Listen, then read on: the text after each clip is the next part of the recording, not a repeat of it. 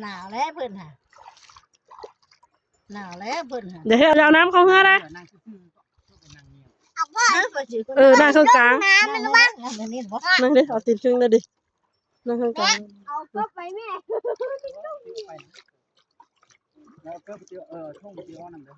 เอาเลยอันนี้นะงานนี้นะป้าอันนี้เลยจะจับของปู่นะจะจับของปู่นะจะจับของปู่แล้วบัดนี้พ่อเพิ่นบ่ได้ไปบัดนี้